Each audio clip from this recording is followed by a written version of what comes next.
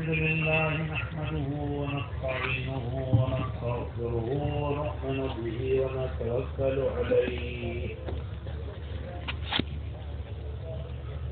ونعوذ بالله من شرور أنفسنا ومن سيئات أعمالنا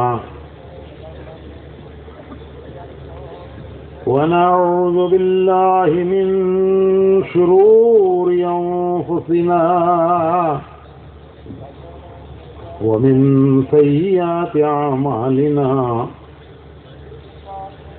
من يهده الله فلا مضل له ومن يضلله فلا هادي له ونشهد أن لا إله إلا الله وحده لا شريك له ونشهد أن سيدنا ونبينا ومولانا محمدا عبده ورسوله صلى الله عليه وعلى آله وصحبه وبارك وسلم تسليما كثيرا كثيرا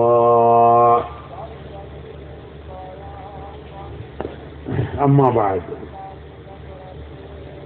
محترم بھائیوں، بزرگوں اور دوستوں، جب سے اس تبلیغ کے مبارک کام میں لگنے کی سعادت اللہ نے نصیب فرمائی، اس دن سے یہ سنا ہے، پہلی آواز جو کان میں پڑی ہے وہ یہ ہے کہ یہ کام اپنی اصلاح کا کام ہے اور ہر ایک کو اس محنت میں اپنی اصلاح کے لیے لگنا ہے کہ اللہ رب العزت اس محنت اور قربانی کی برکت سے ہماری اصلاح فرما دے۔ یہ پہلی بات ہے، پہلا سبق ہے۔ جیسے مکتب میں بچے کو پہلا سبق پڑھایا جاتا ہے الف زبر آ، با زبر با، الف با تا، تو یہ تبلیغ کی الف با تا ہے جو سب سے پہلے اس کام میں سنی ہے کہ ہر ایک کو اس میں اپنی اصلاح کے لیے لگنا ہے، اللہ کو راضی کرنے کے لیے لگنا ہے، اپنی آخرت بنانے کے لیے لگنا ہے۔ یہ تین بنیادیں ہیں، بڑی بڑی بنیادیں ہیں، اپنی اصلاح، اللہ کو راضی کرنا، آخرت بنانا۔ ایک مرتبہ حضرت جی رحمۃ اللہ علیہ، مولانا انعام الحسن صاحب رحمۃ اللہ علیہ جماعتوں کو روانگی کے لیے تشریف لائے۔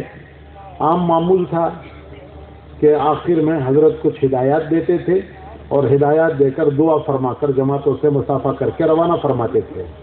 مختصر باتیں ارشاد فرماتے تھے، لیکن وہ مختصر باتیں ایسی ہوتی تھیں کہ وہ پورے سفر کے لیے اس میں ان کے لیے رہبری ہوتی تھی، بلکہ پوری زندگی کے لیے رہبری ہوتی تھی۔ تو ایک مرتبہ اپنے معمول کے مطابق تشریف لائے، جو صاحب ہدایات دے رہے تھے وہ اتر گئے، حضرت نے بات شروع کی، لیکن بات شروع کرنے سے پہلے یہ پوچھا کہ بھائی اللہ کے راستے میں جا رہے ہو، یہاں سے شروع کیا حضرت جی رحمۃ اللہ علیہ نے کہ بھائی اللہ کے راستے میں جا رہے ہو، اللہ پاک مبارک کرے، قبول فرمائے، لیکن کیوں جا رہے ہو؟ اللہ کے راستے میں جا رہے ہو، اللہ مبارک کرے، قبول فرمائے، لیکن کیوں جا رہے ہو؟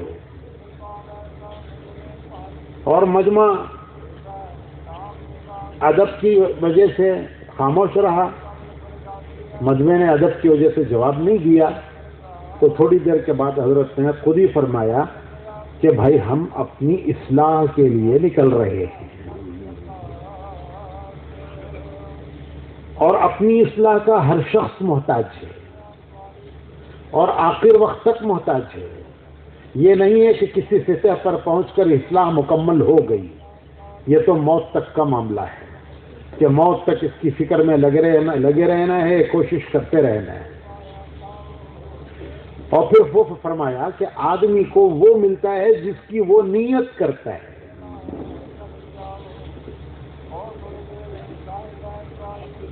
جس چیز کی نیت کرتا ہے اسے وہ ملا کرتا ہے. نکلتے ہوئے اگر ہم نے نیت دوسروں کی کر لی تو دوسروں کی نیت کی اس پر کوئی وعدہ نہیں ہے اللہ کا کہ کسے ہدایت دیں گے کسے نہیں دیں گے. اور محنت کرنے والے کے لیے وعدہ تھا والذین جاہدوا فینا لنہدینہم سبلنا، کہ جو اس راہ کی محنت کریں گے، قربانی دیں گے، مشقتیں اٹھائیں گے، مجاہدے کریں گے، ان کے لیے وعدہ ہے ہدایت کا. تو وعدہ اپنے لیے تھا لیکن نیت اپنی کی نہیں. دوسروں کے لیے وعدہ نہیں تھا، ان کی نیت کر لی. تو ایک عجیب جملہ فرمایا. حضرت کے جملے ہوتے تھے اور وہ گویا پورا ایک مضمون ہوتا تھا. یوں فرمایا کہ جس کی نیت ہے اس کا وعدہ نہیں، جس کی نیت کی اس کا وعدہ نہیں، جس کا وعدہ ہے اس کی نیت نہیں. جس کی نیت کی اس کے لیے کوئی وعدہ نہیں، اور جس کے لیے وعدہ ہے اس کی نیت نہیں. یعنی اوروں کی ہم نے نیت کر لی، ان کے لیے کوئی وعدہ نہیں. یہ تو اللہ پاک جس کو چاہیں گے ہدایت دیں گے.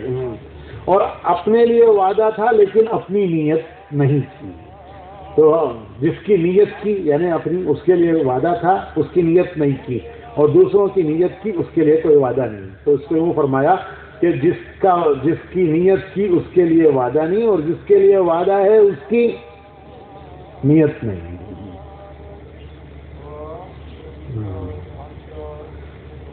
تو سب سے پہلی بات جو اس راستے میں سنی ہے کہ ہر ایک کو یہ محنت اپنی اصلاح کے لیے کرنی ہے. اور اصلاح کیا ہے؟ اصلاح کسے کہتے ہیں؟ کہ جو کچھ اللہ اس کے رسول کو پسند ہے وہ ہماری زندگیوں میں آ جائے، اور جو کچھ اللہ اس کے رسول کو پسند نہیں ہے وہ زندگیوں سے نکل جائے. یہ اصلاح ہے کہ جو کچھ اللہ کو پسند ہے، اس کے رسول کو پسند ہے، وہ ہماری زندگیوں میں آ جائے، اور جو کچھ اللہ کو پسند نہیں ہے، اللہ کے رسول کو پسند نہیں ہے، وہ ہماری زندگیوں سے نکل جائے.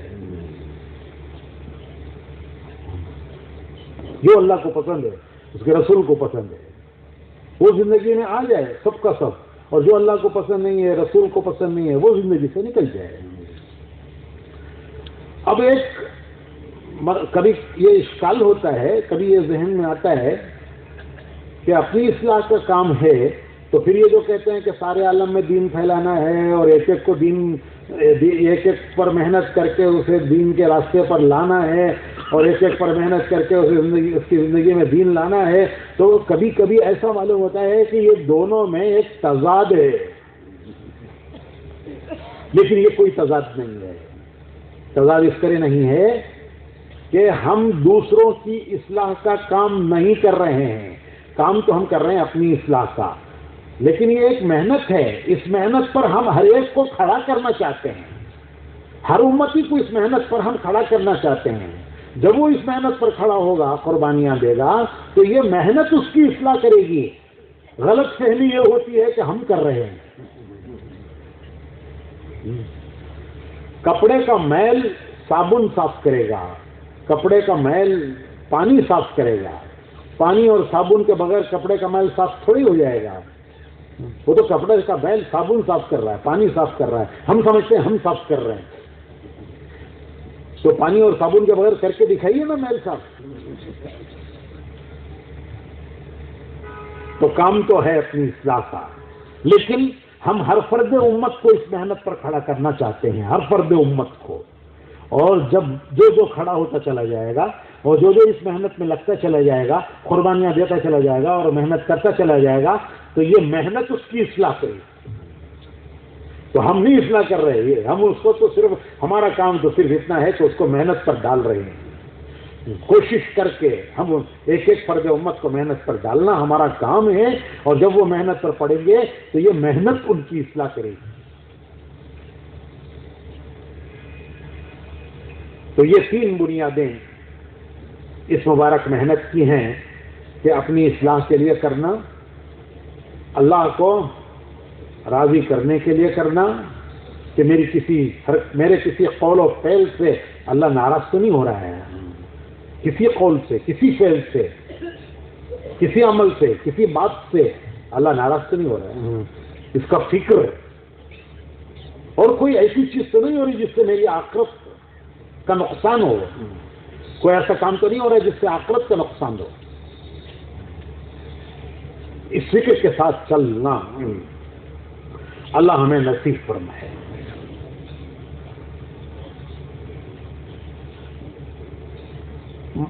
اللہ رب العزت نے اس مبارک دور میں مولانا الیاس صاحب رحمت اللہ علیہ کے ذریعے امت میں ایک کام اور ایک محنت اللہ نے شروع فرمائی۔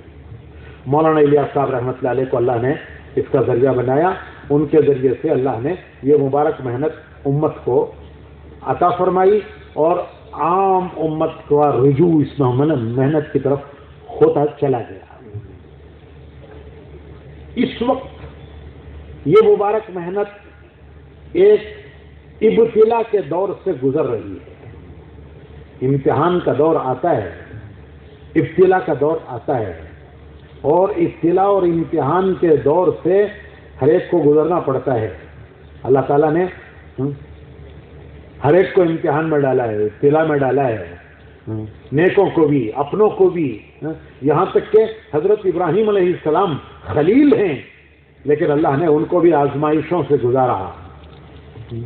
قرآن کریم میں ہے وَإِذِ ابْتَلَىٰ إِبْرَاهِيمَ رَبُّهُ بِكَلِمَاتٍ فَأَتَمَّهُنَّ، کہ ہم نے ابراہیم کو آزمایا اور ہم نے ابراہیم کو آزمائشوں سے گزارا، اور وہ تمام آزمائشوں میں پورے اترے۔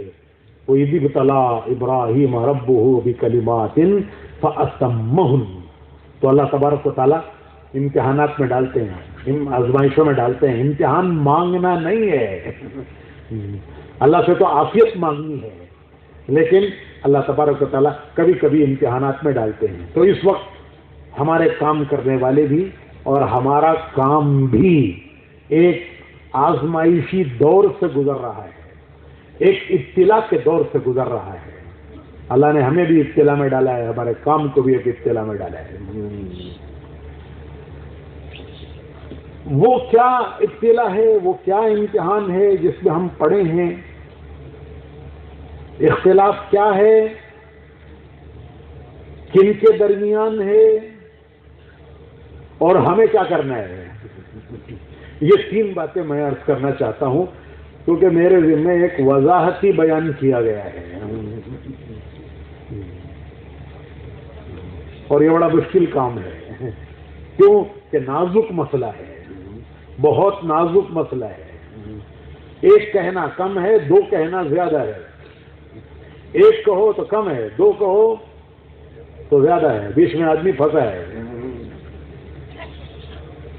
تو میں کوشش کروں گا، ماشاءاللہ ذمہ داروں کا مجمع ہے، پرانوں کا مجمع ہے، سمجھداروں کا مجمع ہے،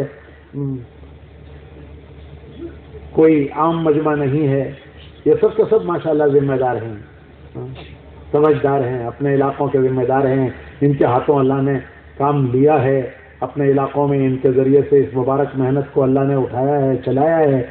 تو اس میں کوئی زیادہ تفصیل کی ضرورت نہیں ہے، بس اشارے کرتے چلنا کافی ہے۔ تو میں یہ تین باتیں عرض کرنا چاہتا ہوں۔ ایک یہ ہے کہ اختلاف ہے کیا، کیونکہ ہر ایک اپنی اپنی سمجھ سے کہتا جا رہا ہے، ہر ایک آدمی جو جس کی سمجھ میں آیا وہ اسی کو کہتا چلا جا رہا ہے۔ تو اختلاف کیا ہے؟ دوسرے یہ کہ کس کے درمیان ہے،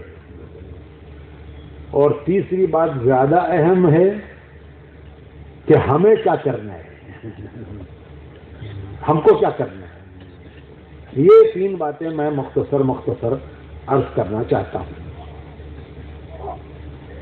لیکن چونکہ کچھ سمجھانا بھی پڑے گا، اس کی ابتدا سمجھائے بغیر صرف اس نتیجے کو کہنا وہ بھی بعض مرتبہ غلط فہمی کا ذریعہ بن جاتا ہے۔ تو اس لیے میں یہاں سے شروع کرتا ہوں کہ اللہ رب العزت نے مولانا الیاس صاحب رحمۃ اللہ علیہ سے جب یہ مبارک محنت شروع فرمائی، اور مولانا الیاس صاحب رحمۃ اللہ علیہ نے اس مبارک محنت کو شروع کیا، تو چند بنیادیں تھیں جن پر اس محنت کو انہوں نے ڈالا اور امت کو ان بنیادوں پر انہوں نے چلایا۔ ایک بنیاد اجتماعیت، کہ یہ کام تنہا نہیں کیا جائے گا، سب مل کر کریں گے، گشت کریں گے جماعت بنا کر، ملاقاتوں میں جائیں گے جماعت بنا کر، تعلیم کریں گے سب مل کر، مشورہ کریں گے سب مل کر۔ تو کسی چیز کو فرد کی بنیاد پر نہیں اٹھایا، اسے ایک اجتماعیت کی بنیاد پر مولانا الیاس صاحب رحمۃ اللہ علیہ نے اس کام کو اٹھایا اور امت کو اجتماعیت کے ساتھ حرکت دی۔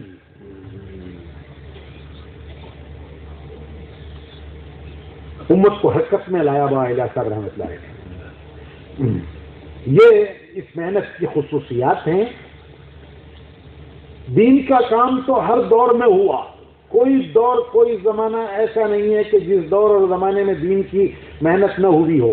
اللہ رب العزت نے اس مبارک دین کی حفاظت اور اس کی اشاعت، اس کی حفاظت بھی اور اس کو پھیلانا بھی، یہ اللہ نے اپنے ذمے لیا ہے، اور اس کا انتظام یہ ہے کہ ہر دور میں ہر زمانے میں اللہ رب العزت ایسے افراد کو کھڑا کرتے رہیں گے اور ان سے ایسے کام لیں گے کہ جس سے دین کی حفاظت بھی ہوگی اور دین کا پھیلنا اور دین کی اشاعت بھی ہوگی۔ یہ اللہ پاک کا غیبی نظام ہے۔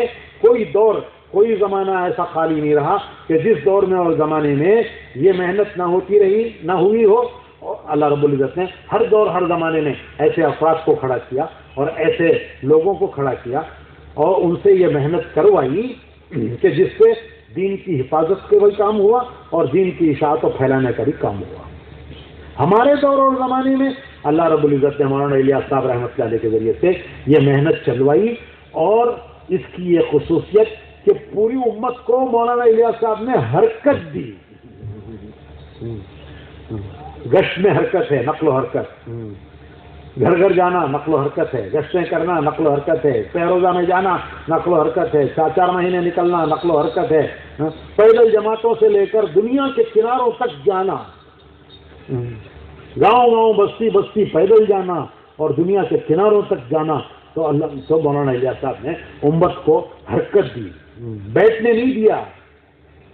سب اٹھو اور دوسروں کو اٹھاؤ، کھڑے ہو جاؤ دوسروں کو کھڑا کرو، خود کھڑے ہو جاؤ سب کو کھڑا کرو، نہ بیٹھنا ہے نہ بیٹھنے دینا ہے۔ مولانا الیاس صاحب نے امت کو حرکت پہ ڈالا۔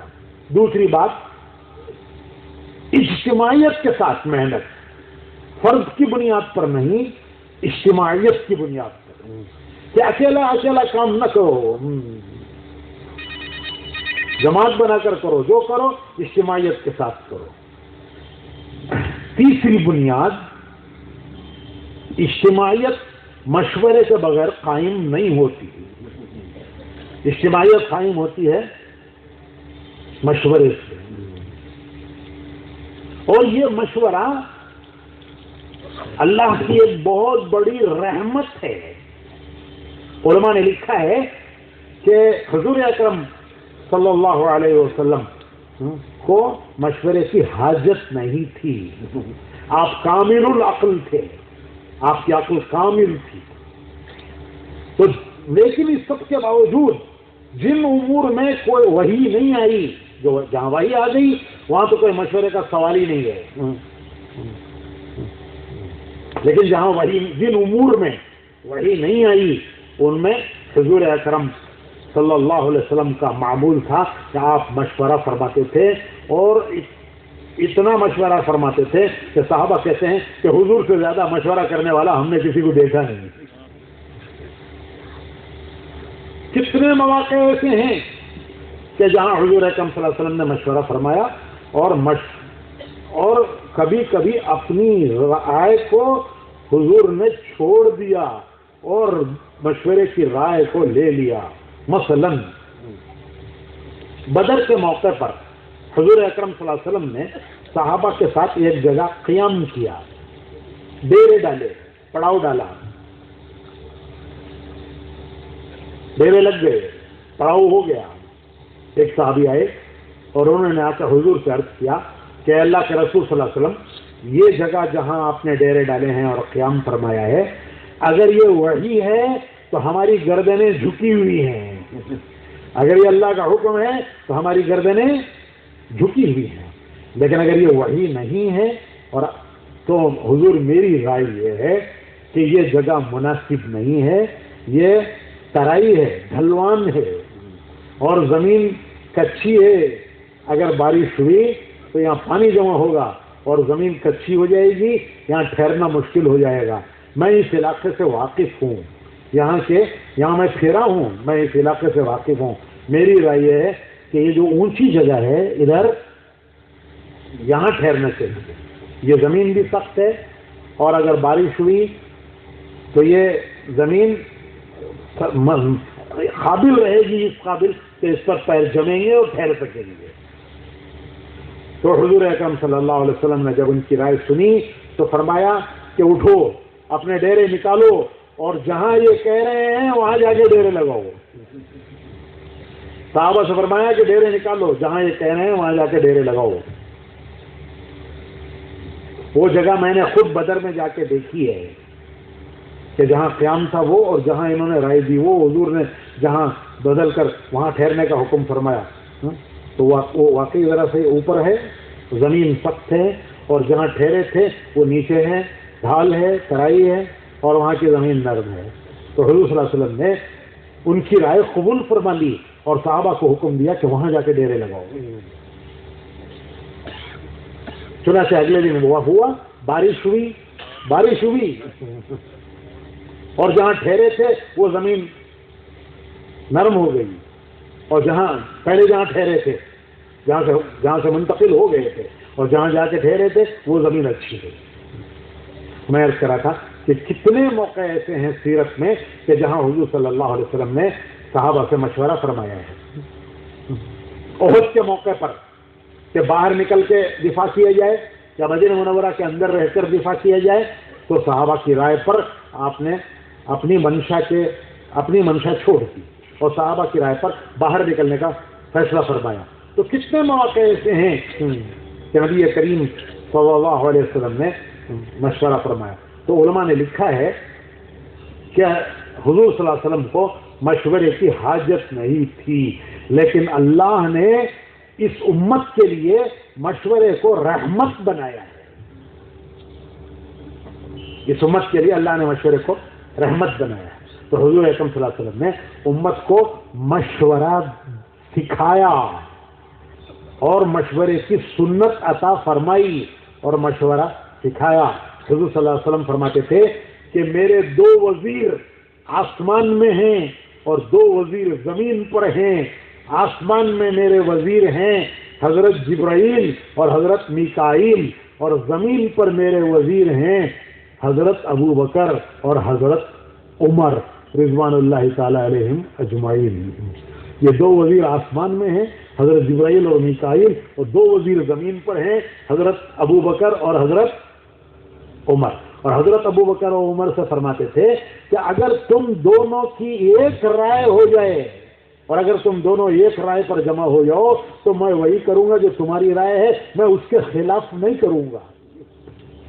یہ کون فرما رہے ہیں؟ کون فرما رہے ہیں؟ حضور فرما رہے ہیں حضرت ابو بکر و عمر سے کہ اگر تم دونوں ایک رائے پر جمع ہو جاؤ تو میں وہی کروں گا جو تمہاری رائے ہے، اس کے خلاف میں نہیں کروں گا۔ تو حضور نے امت کو مشورہ دیا، مشورے کی سنت پر اس امت کو لانا، مشورے کی سنت پر اس امت کو لانا، یہ اس کام کے مقاصد میں سے ہے کہ امت میں مشورہ زندہ ہو جائے، عام ہو جائے۔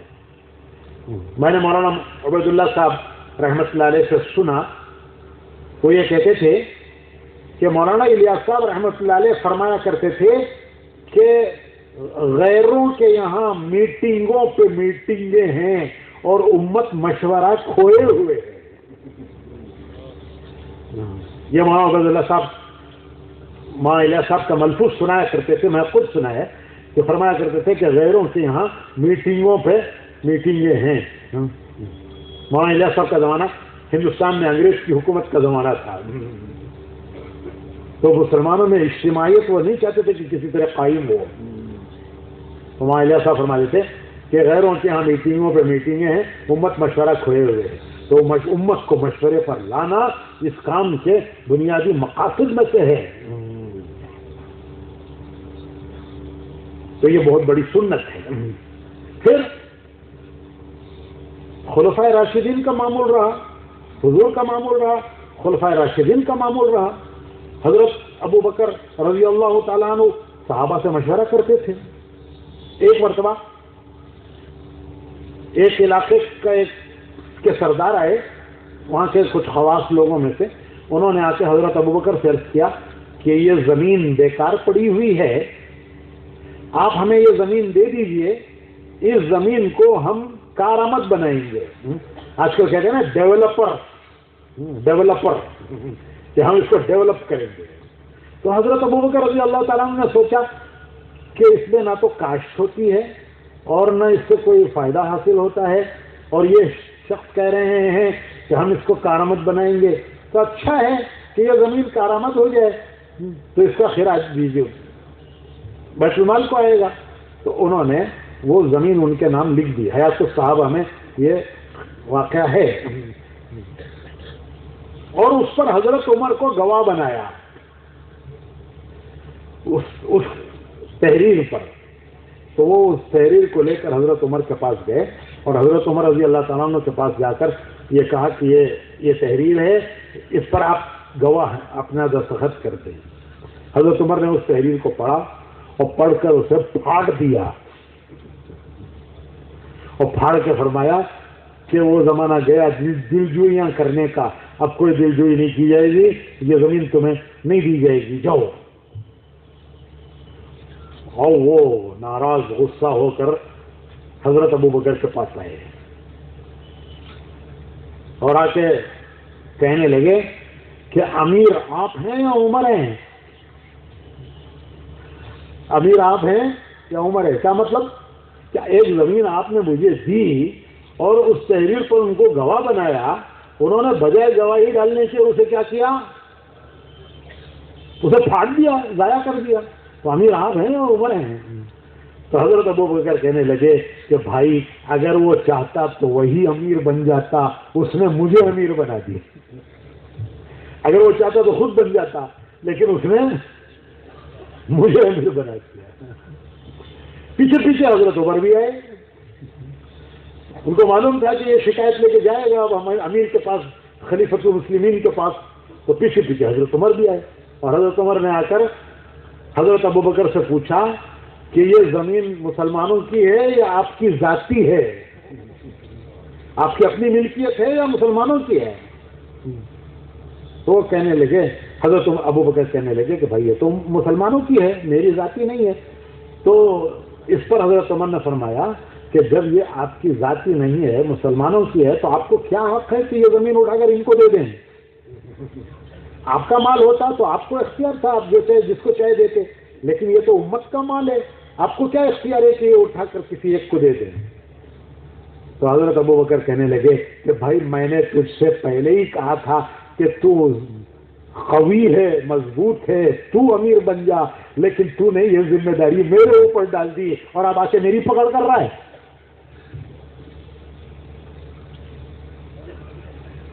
کتنی بڑی بات ہے. یہ ان کی بات کو نبھا رہے ہیں، وہ ان کی بات کو نبھا رہے ہیں. بات کو نبھانا یہ میں نے کہا تھا کہ صحابہ کا معمول تھا مشورے کا. پھر حضرت عمر رضی اللہ تعالیٰ عنہ کا زمانہ آیا تو حضرت عمر رضی اللہ تعالیٰ عنہ کا معمول تھا مشورے کا. حضرت عمر کا ارادہ ہوا کہ فارس کی طرف جماعت لے کر جانا چاہیے. روم کی طرف تو جماعت گئی ہوئی ہے، فارس کی طرف بھی جماعت جانا چاہیے. چنانچہ آپ نے تیار کیا، صحابہ کی تشکیل کی، ترغیب دی کہ چلو اللہ کے راستے میں جانا ہے. کہاں جانا ہے یہ بتایا نہیں، سب کو تیار کیا اور تیار کر کے جماعت لے کر مدینہ منورہ کے باہر نکلے. عام معمول تھا کہ مدینہ منورہ سے باہر نکل کر قیام کیا جاتا، ہر آدمی دیکھ لیتا کوئی چیز رہ گئی ہے جا کے لے آتا، کوئی ضرورت ہے تو منگوا لیتا. سب چیز دیکھ کر تیاری پوری کر کے پھر وہاں سے نکلتے. اس وقت تک مدینہ منورہ سے باہر نکل کر قیام کرتے. تو ایسی جگہ نکل کے قیام کیا, اور قیام کرنے کے بعد اچھا ابھی یہ نہیں بتایا کہاں جانا ہے. جانا ہے بس اللہ کے راستے میں جانا ہے, کہاں جانا ہے ابھی نہیں بتایا. تو صحابہ کہنے لگے کہ بھائی حضرت سے پوچھ تو لو کہاں جانا ہے, پتا تو چلے کہاں جا رہے ہیں. تو حضرت عبد الرحمن بن عوف اور حضرت عثمان رضی اللہ تعالیٰ عنہ, یہ دو ایسے تھے کہ کوئی بات پوچھ لیتے تھے حضرت عمر. باقی کسی کو ہمت نہیں ہوتی تھی پوچھنے کی بھی, لیکن حضرت عبد الرحمن بن عوف رضی اللہ تعالیٰ عنہ اور حضرت عثمان رضی اللہ, یہ دونوں پوچھ لیتے. تو انہوں نے پوچھا کہ حضرت یہ تو بتائیے کہاں جا رہے ہیں. تو فرمایا کہ میرا ارادہ فارس جانے کا ہے.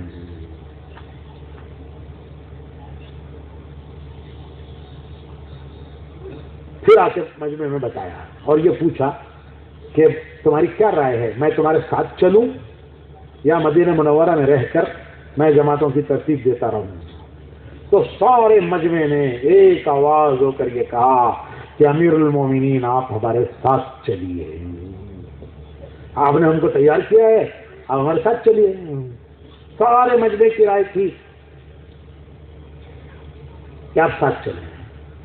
پھر آپ نے آ کر شورا سے مشورہ کیا, جو حضرت عمر کی شورا تھی. حضرت عثمان رضی اللہ تعالیٰ عنہ, حضرت عبد الرحمن بن عوف, حضرت سعد بن ابی وقاص, حضرت طلحہ, حضرت زبیر, یہ سب ان کی شورا تھی. آپ نے آ کے مشورہ کیا کہ بھائی تم لوگوں کی کیا رائے ہے کہ مجھے تمہارے ساتھ چلنا چاہیے یا کسی کو ذمہ دار بنا کے بھیجنا چاہیے. تو حضرت عبد الرحمن بن عوف رضی اللہ تعالیٰ عنہ بولے کہ امیر المومنین آپ چاہے مجھے بزدل سمجھیں, لیکن میری رائے یہ ہے کہ آپ کسی کو ذمہ دار بنا کے بھیجیے اور آپ مدینہ منورہ میں ٹھہریے, اس لیے کہ یہ تو فتح شکست دونوں کا معاملہ ہے. اگر فتح ہوئی تو ہمارا جو مقصود ہے وہ پورا ہوا, اور اگر خدا نخواستہ آپ کے ہوتے ہوئے شکست ہوئی تو پھر ہمارے قدم ٹک نہیں سکیں گے اور ہم رک نہیں سکیں گے. اور آپ نہ ہوئے کوئی اور ہوا اور شکست ہوئی تو دوبارہ اقدام کر لیں گے. تو حضرت عمر نے فیصلہ فرمایا کہ ٹھیک ہے میں کسی کو ذمہ دار بنا کر تمہارے ساتھ بھیجتا ہوں. کون ذمہ دار ہو؟ چنانچہ یہ طے ہوا کہ حضرت سعد بن ابی وقاص رضی اللہ تعالیٰ عنہ وہ ذمہ دار ہوں. پھر حضرت عمر مجمع میں آئے, اور یہ مجمع معمولی مجمع نہیں تھا, صحابہ کا مجمع تھا, صحابہ کا مجمع. اور آپ مجمع میں آئے اور آپ نے یہ فرمایا کہ بھائی آپ لوگوں کی رائے میرے آپ کے ساتھ چلنے کی تھی, آپ سب چاہتے تھے کہ میں آپ کے ساتھ چلوں, لیکن میری شورا کی رائے نہیں ہے.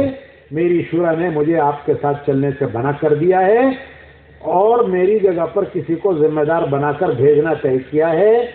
تم لوگ میرے تابع ہو اور میں میری شورا کے تابع ہوں. یہ آیت تو صحابہ میں ہے, یہ آیت صحابہ میں ہے. آپ نے فرمایا کہ تم میرے تابع ہو اور میں, ارے ذرا بولیے تو دین چلی جائے, ورنہ میں کچھ کہوں گا آپ جا کے کچھ کہیں گے کہ وہاں جمنا نگر میں یہ بیان ہوا تھا, حالانکہ وہ ہوا ہی نہیں تھا. نیند میں کچھ سن لیا, آدھا سنا آدھا چھوٹا, اور جو آدھا چھوٹا اس نے اپنا آدھا ملایا اور ایک نیا بیان بنا کر اسے میری طرف منسوخ کر دیا. ایسا ہوتا ہے, اور خاص کر فجر کے بعد ہوتا ہے. تو حضرت عمر نے فرمایا کہ تم سب میرے تابع ہو اور میں میری شورا کے تابع ہوں. میں میری شورا کے تابع ہوں اور میری شورا نے مجھے نکلنے سے منع کر دیا ہے, اس لیے میں سعد بن ابی وقاص کو تمہارا ذمہ دار بنا کر تمہیں روانہ کرتا ہوں. یہ حیات الصحابہ پہ ہے. تو میں نے اس کیا کہ حضور کا معمول تھا. صحابہ کہتے ہیں کہ ہم نے حضور کو زیادہ مشورہ کرنے والا نہیں دیکھا, حالانکہ آپ کو مشورے کی ضرورت نہیں تھی. جن امور میں اس کو ضرور یاد رکھیے کہ جن امور میں وحی نہیں آتی تھی وہی آ گئی تو اللہ کا حکم ہے، لیکن جن امور میں وحی نہیں آتی تھی تو حضور صلی اللہ علیہ وسلم ان میں مشورہ کرتے تھے، اور صحابہ سے حضرت ابو بکر عمر سے کہتے تھے کہ تم دونوں ایک رائے پر جمع ہو جاؤ، میں وہی کروں گا جو تم دونوں کی رائے ہے، میں اس کے خلاف نہیں کروں گا۔ پھر حضرت ابو بکر کا معاملہ تھا، وہ مشورے پر چلے، حضرت عمر رضی اللہ تعالیٰ عنہ، ابھی جیسے میں نے آپ کو قصہ سنایا، تو ایسے کئی واقعات ہیں، اتنا لمبا وقت نہیں ہے کہ سب واقعات سنائے جائیں۔ پھر حضرت عمر نے ایک متعین شورا بنائی، چھ کی متعین شورا، تو مولانا الیاس صاحب رحمۃ اللہ علیہ یہ چاہتے تھے کہ یہ کام مشورے کی اور شورا کی بنیاد پر چلے۔ چنانچہ مولانا الیاس صاحب رحمۃ اللہ علیہ نے جو خط لکھا ہے حضرت قاری طیب صاحب رحمۃ اللہ علیہ کو، مولانا الیاس صاحب رحمۃ اللہ علیہ کا انتقال ہو گیا سن 1944 میں، 1944 میں انتقال ہوا، تو کتنے سال ہو گئے؟ کتنے سال ہو گئے؟ 73 سال ہو گئے نا؟ کتنے ہو گئے؟ تو یہ خط کتنے سال پہلے کا لکھا ہوا ہے؟ یعنی انتقال سے پہلے بھی تو لکھا ہے، تو سن 44 میں تو خط لکھا ہے، تو سن 44 میں تو انتقال ہوا، اب اس سے پہلے کتنا پہلے لکھا؟ سال پہلے، 6 مہینے پہلے، 2 سال پہلے، تو 70 سال پہلے کا لکھا ہوا خط ہے یہ، جو مولانا الیاس صاحب رحمۃ اللہ علیہ نے حضرت قاری طیب صاحب رحمۃ اللہ علیہ کے نام پر لکھا ہے، اور مولانا سید ابو الحسن علی ندوی رحمۃ اللہ علیہ نے جو مولانا الیاس صاحب کے خطوط جمع کیے ہیں، ان خطوط میں آخری خط ہے یہ، مکاتیب مولانا الیاس رحمۃ اللہ علیہ، آخری خط ہے، اس میں مولانا الیاس صاحب حضرت قاری طیب صاحب کو لکھتے ہیں کہ آئندہ یہ کام ایک شورا کی بنیاد پر چلے گا، کہ یہ کام آئندہ ایک شورا کی بنیاد پر چلے گا، اور وہ وقتاً فوقتاً جمع ہو کر اس کام کی نگرانی کرتی رہے گی اور اس کی رہبری کرتی رہے گی۔ یہ کام آئندہ ایک شورا کی نگرانی میں چلے گا۔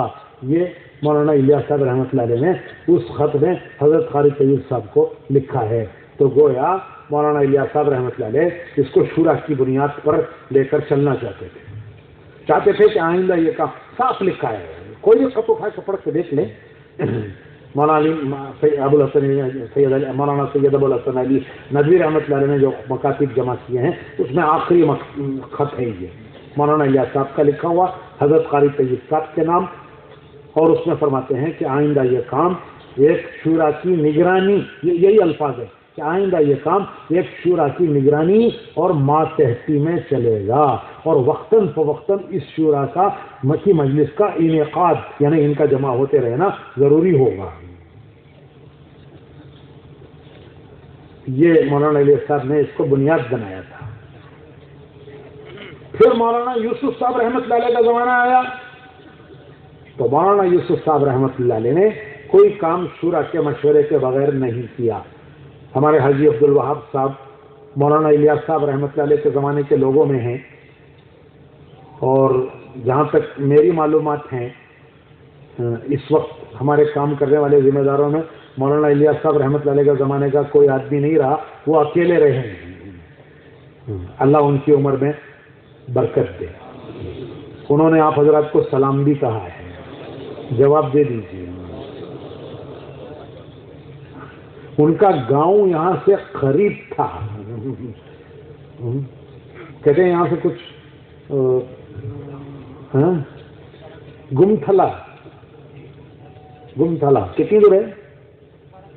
10-12 کلومیٹر، تو ان کا گاؤں یہاں سے قریب 10-12 کلومیٹر پر گمتھلا تھا، تو انہوں نے وہ برابر اس جوڑ کے بارے میں روزانہ پوچھتے رہتے ہیں، اور بڑے فکر مند ہیں، اور وہ کہہ رہے تھے کہ یہ جمنا نگر اور جگادری، اس کا نام پہلے عبداللہ پور تھا، یہ انہوں نے بتایا.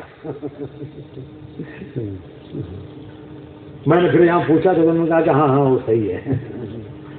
تو کلام بھی کہا ہے سب کو انہوں نے، اور ان کا پیغام بھی ہے، وہ میں آخر میں بتاؤں گا، کیونکہ وہ میرا جو آخری مسئلہ ہے اس سے متعلق ہے.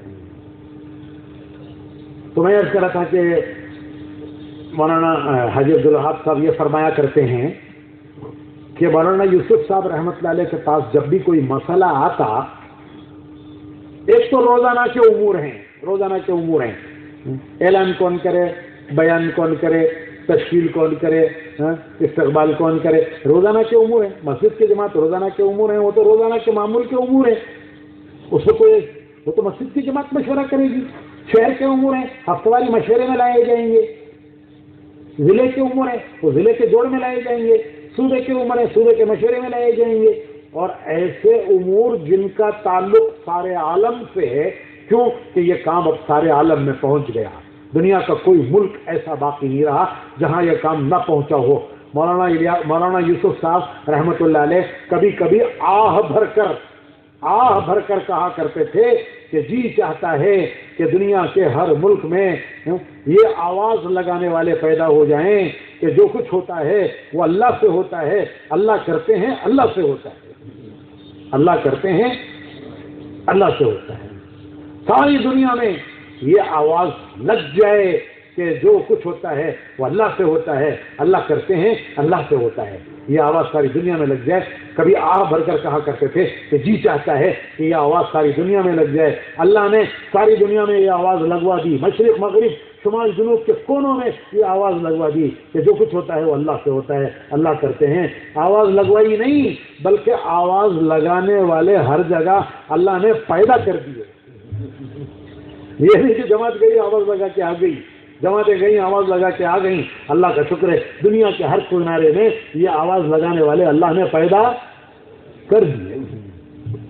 تو مولانا یوسف صاحب رحمۃ اللہ علیہ کے پاس جب کوئی بات آتی تھی ایسی جس کا تعلق پورے کام سے ہو، اس کی بنیادوں سے ہو، تو مولانا یوسف صاحب رحمۃ اللہ علیہ فرمایا کرتے تھے کہ بھائی ہمارے کچھ مشورے، یہ میں نے حاجی عبدالوہاب صاحب سے سنا ہے، وہ فرماتے ہیں کہ مولانا یوسف صاحب فرماتے تھے کہ بھائی ہمارے کچھ مشورے والے حجاز مقدس میں ہیں.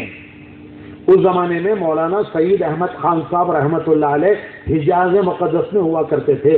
ان کا قیام مدینہ منورہ میں تھا، مولانا سعید خان صاحب رحمۃ اللہ علیہ کا.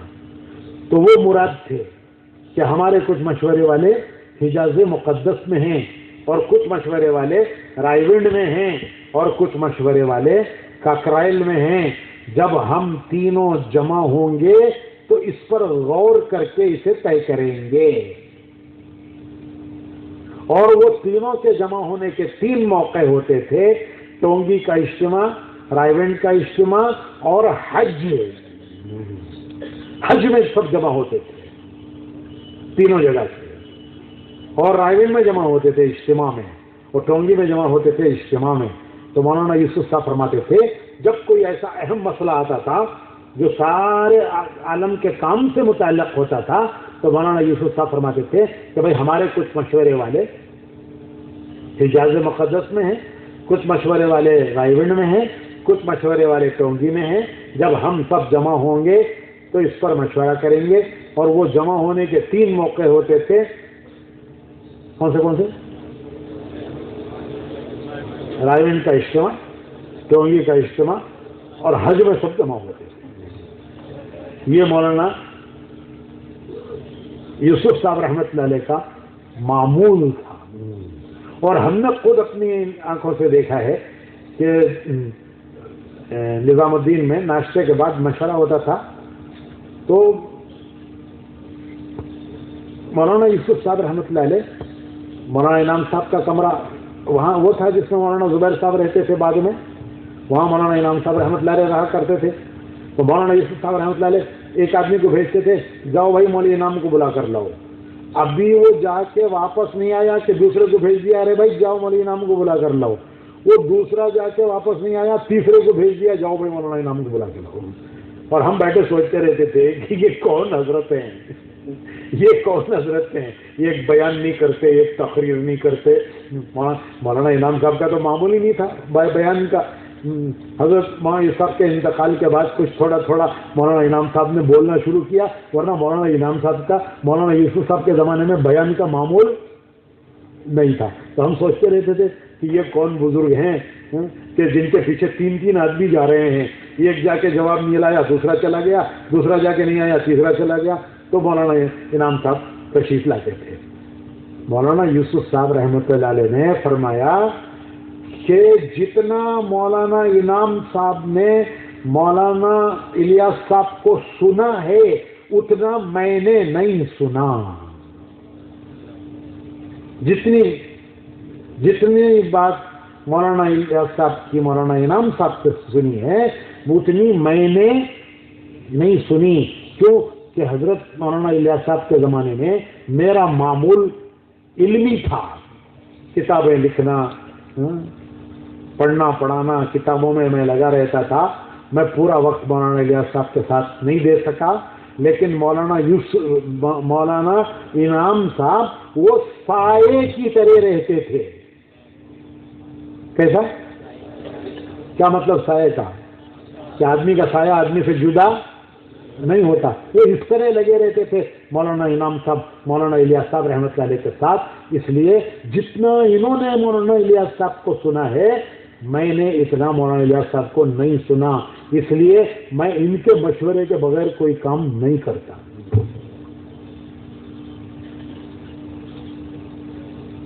اور جب بڑا مسئلہ ہوتا سارے عالم سے متعلق تو پھر یہ فرماتے تھے کہ ہمارے مشورے والے کچھ حجاز میں ہیں، کچھ رائیونڈ میں ہیں، کچھ ٹونگی میں ہیں، ہم سب جمع ہوں گے تو مشورہ کریں گے.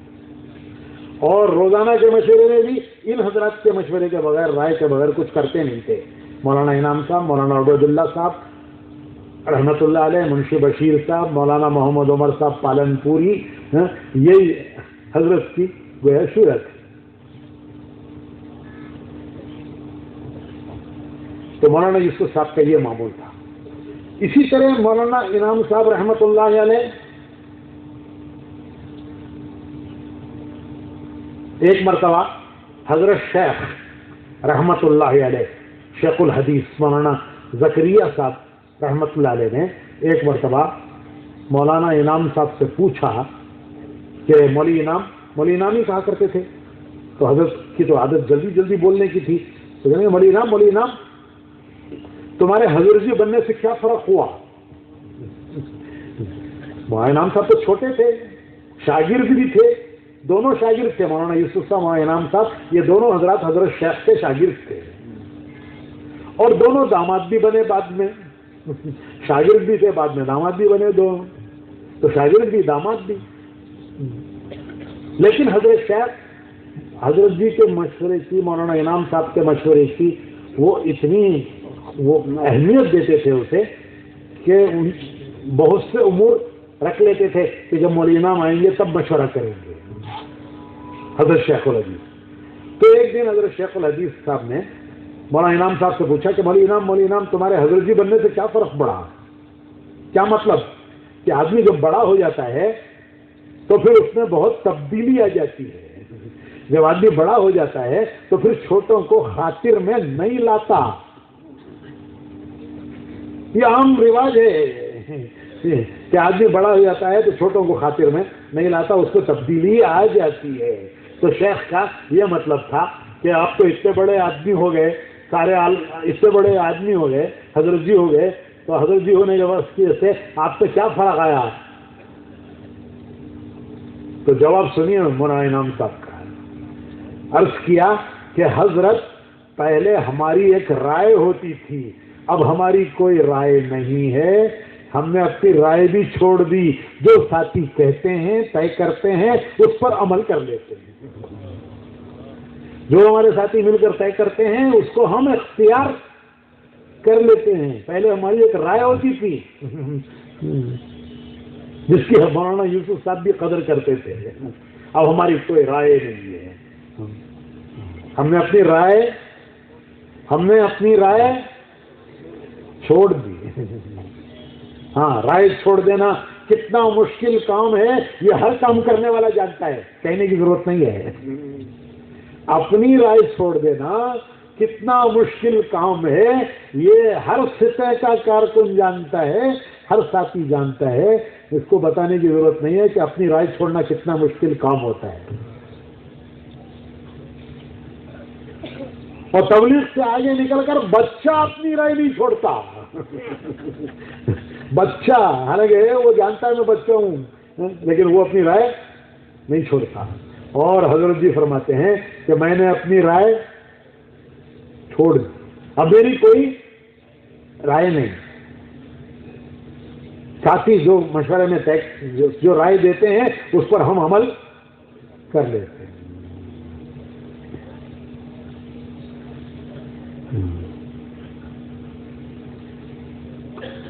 پہلا جوڑ ہوا نظام الدین میں، قرآنوں کا پہلا جوڑ،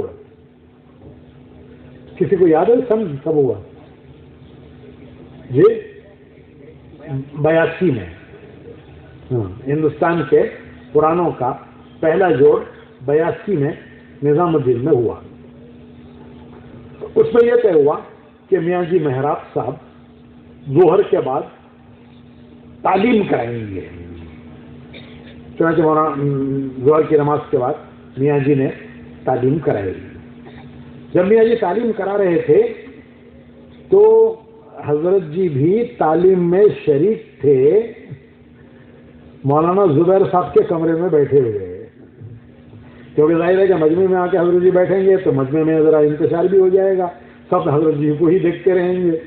تو وہ جہاں مولانا زبیر صاحب کا کمرہ ہے اس کمرے میں بیٹھے ہوئے تھے اور جوڑ ہو رہا تھا ہال میں، تو گویا وہ ہال تو کمرے سے لگا ہوا ہے، نظر بھی آتا تھا، سنائی بھی دیتا تھا، تو حضرت وہاں بیٹھے ہوئے تعلیم میں گویا شریک تھے۔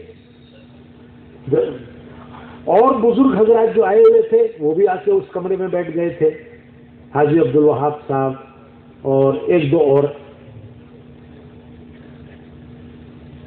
تو تعلیم کے دوران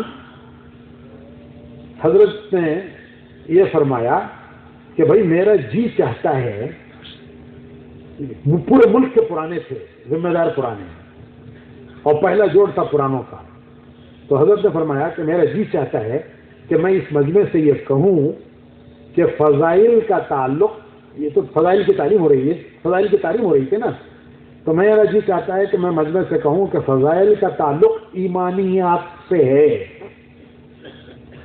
فضائل سے ایمان میں ترقی ہوتی ہے، کسی عمل کی فضیلت سن کر ایمان بڑھتا ہے، اور جب ایمان بڑھتا ہے تو وہ عمل پر ڈالتا ہے۔ میں چاہتا ہوں کہ یہ بات مجمع سے کہی جائے۔ تو حاجی عبدالوہاب صاحب کہنے لگے کہ حضرت چلیے نا، وہ ذرا ایک دم سے کیا کہتے ہیں اس کو، زور سے کہتے ہیں نا، تو کہہ لگے حضرت چلیے نا، چل کے کہیے مجمع سے، یہاں بیٹھے بیٹھے آپ کیا کہہ رہے ہیں؟ تو حضرت کہنے لگے کہ بھائی مشورے میں تو میرا طے نہیں ہوا، میں کیسے چل کے کہوں؟ مشورے میں تو میرا طے نہیں ہوا، مشورے میں تعلیم کس کی طے ہوئی ہے؟ میاں جی میرا سب کی تعلیم طے ہوئی ہے، تو میرا تو مشورے میں طے نہیں ہوا، میں چل کے کیسے کہوں؟ دیکھیے کتنی بڑی بات ہے، اپنے کو پابند بنانا، اپنے کو پابند بنانا۔ تو حاجی عبدالوہاب صاحب نے، وہ بھی چھوڑنے والے آدمی نہیں، وہ بھی کچھ چھوڑنے والے آدمی نہیں، انہوں نے یہ کہا کہ حضرت ابھی مشورہ کرتے ہیں، بلاؤ بھی مشورے والوں کو، مولانا عمر صاحب کو بلاؤ، مولانا عبداللہ صاحب کو بلاؤ، اور مفتی صاحب بھی اس وقت آئے ہوئے تھے، مفتی زین العابدین صاحب، ان کو بھی بلاؤ، مولانا سعید خان صاحب، ان کو سب جمع ہو گئے وہاں کمرے میں۔ تو حاجی صاحب نے کہا کہ دیکھیے حضرت یہ بات مجمع سے کہنا چاہتے ہیں، اور میں کہہ رہا ہوں کہ آپ چل کے کہیے، لیکن حضرت یہ کہہ رہے ہیں کہ میرے مشورے میں میرا طے نہیں ہوا، میں جا کے کیسے کہوں؟ اب آپ مشورہ کیجیے، آپ حضرات مشورے والے ہیں، اب آپ مشورہ کیے۔ تو سب نے کہا کہ نہیں حضرت یہ تو بہت ضروری بات ہے، یہ تو مجمع میں آنی چاہیے۔ تو اس پر حضرت کو حاجی عبدالوہاب صاحب ہاتھ پکڑ کر لے کر آئے وہاں جہاں میاں جی تعلیم کرا رہے تھے، تو پھر حضرت نے فرمایا کہ بھائی میرا جی چاہتا تھا کہ میں یہ بات آپ سے عرض کروں کہ فضائل کی جو تعلیم ہے ہماری، اس کی بنیاد یہ ہے کہ فضائل کا تعلق کس سے ہے؟ ایمانیات سے ہے۔ کسی عمل کی فضیلت سن کر ایمان میں ابھار آتا ہے، کسی چیز عمل کی فضیلت سن کر ایمان میں ابھار آتا ہے، ایمان میں ترقی ہوتی ہے، اور جب وہ ایمان میں ابھار آتا ہے، ترقی ہوتی ہے، تو وہ ایمان کا ابھار اور ترقی آدمی کو عمل پر ڈالتی ہے۔ چنانچہ اتنا کہہ کے پھر حضرت چلے گئے اور میاں جی نے اپنی تعلیم جاری رکھی۔ تو پابند، اپنے کو پابند بنانا، یہ نہیں میری چیز آ جائے میں کر لوں، مجھے اختیار ہے میں کر لوں، یہ معمول تھا، زندگی بھر کا معمول تھا۔ 50 گواہ موجود ہیں ہمارے پرانے کام کرنے والوں میں کہ جب کبھی کوئی بات حضرت کے سامنے رکھی گئی تو ہمیشہ یہ فرماتے تھے کہ بھائی اسے مشورے میں رکھ لو، مشورے میں رکھ لو، کل اسے مشورے میں رکھ لینا۔ اور جب مشورہ ہو جاتا اور پھر حضرت سے جا کے عرض کیا جاتا کہ ساتھیوں کی یہ رائے ہے، تو ہمیشہ یہ فرماتے تھے کہ اچھا بھائی تم سب کی رائے ہے تو اللہ قبول فرمائے، اچھا بھائی تم سب کی یہی رائے ہے تو اللہ خیر فرمائے۔ یہ پتہ نہیں 50 مرتبہ کا تجربہ ہے کہ ہمیشہ یہ فرماتے تھے کہ مشورے میں رکھ لو، اور جب مشورے میں کوئی بات ہو جاتی تھی اور جا کے عرض کیا جاتا تھا تو فرماتے تھے اچھا بھائی تم سب کی یہی رائے ہے تو اللہ اس میں خیر فرمائے، اللہ اسے قبول فرمائے۔ یہ ان کا زندگی بھر کا معمول رہا۔ تو میں نے عرض کیا 3 دور ہمارے بڑوں کے 3 دور۔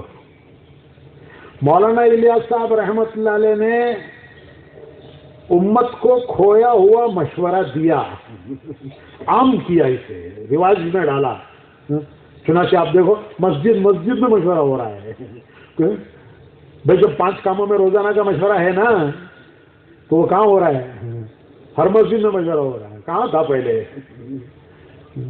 تو وہاں الیاس صاحب رحمۃ اللہ علیہ نے مشورے کی جو سنت امت میں سے نکل چکی تھی اس کو امت میں مولانا الیاس صاحب رحمۃ اللہ علیہ نے اسے کھوئی ہوئی اس سنت کو امت میں رواج دیا۔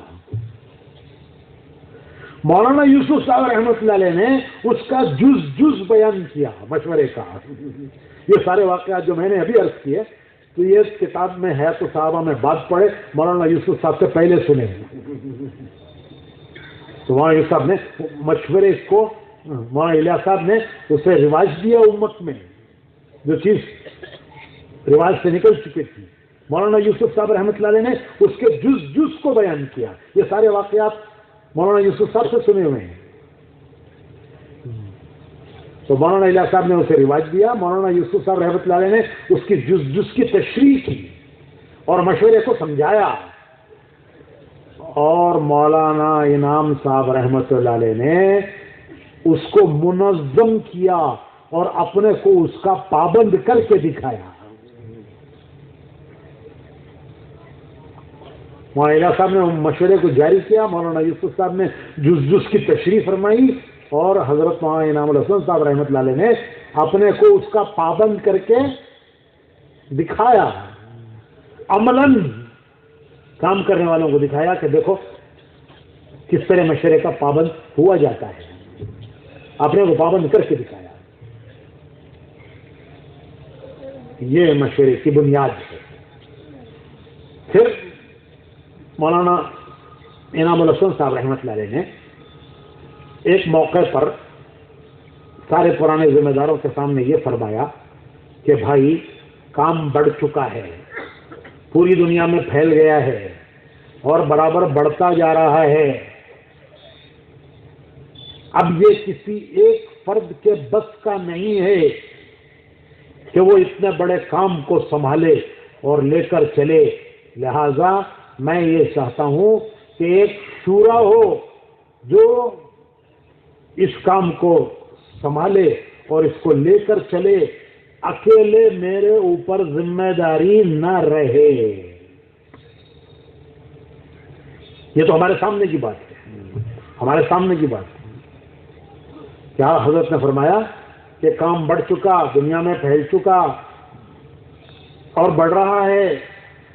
اتنے بڑے کام کو سنبھالنا کسی ایک فرد کے بس کا نہیں ہے، لہذا ایک جماعت ہونی چاہیے جو سب مل کر اس کو لے کر اس ذمہ داری، ہاں یہ فرمایا کہ یہ ذمہ داری میرے اکیلے پر نہ رہے، ایک جماعت ہو اور سب مل کر اس ذمہ داری کو لے کر چلیں. یہ حضرت نے فرمایا.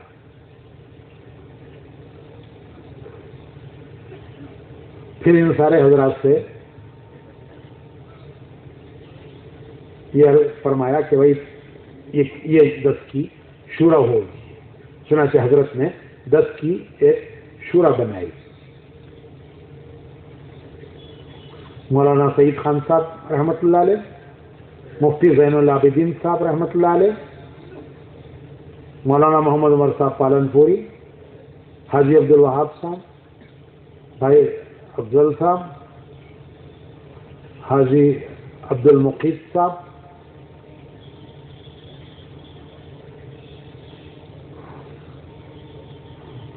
مولانا اظہار صاحب،